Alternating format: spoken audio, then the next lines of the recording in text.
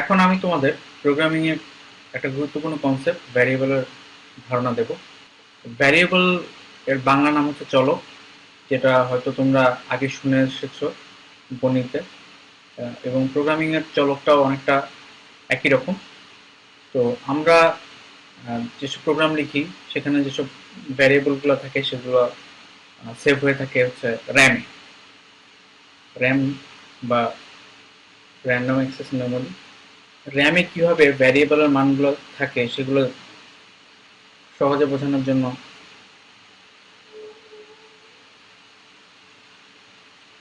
এরকম খুব খুব অংশের সাহায্য নেব। তো ধরা যাক যে একটা ভ্যারিয়েবল তোমরা নিয়েছো যেটার মান হচ্ছে এক্স।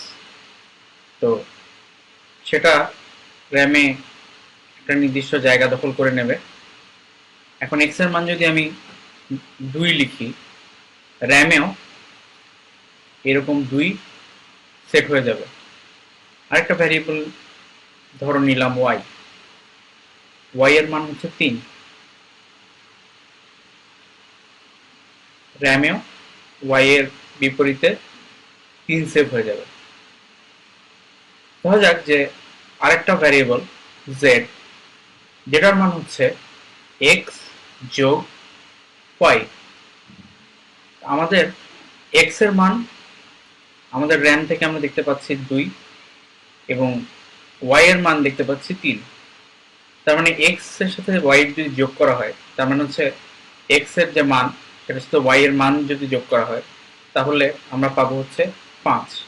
এবং এই 5 জেড র্যামের যেই অংশটায় আছে সেখানে সেভ হয়ে যাবে।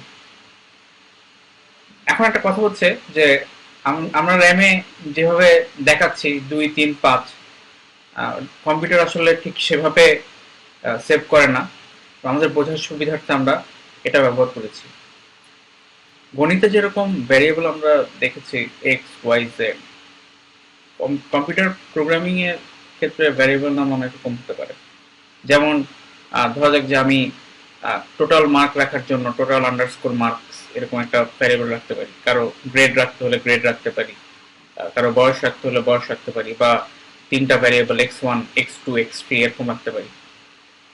এখন প্রশ্ন হচ্ছে যে আমরা আসলে কি কি জিনিসপত্র দিয়ে এই ভ্যারিয়েবলের নাম লিখতে পারি।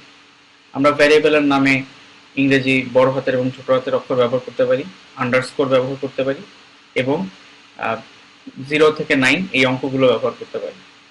তবে এখানে কিছু কথা আছে যে এই যখন আমরা কোনো একটা অঙ্ক ব্যবহার করব তখন সেই অঙ্ক দিয়ে শুরু করে কোনো ভ্যারিয়েবলের নাম লেখা যাবে না। তার মানে হচ্ছে 1x এই নামে কোনো ভ্যারিয়েবল নাম আমরা রাখতে পারবো না। এছাড়াও ভ্যারিয়েবল নামের মধ্যে কোনো স্পেস রাখা যাবে না।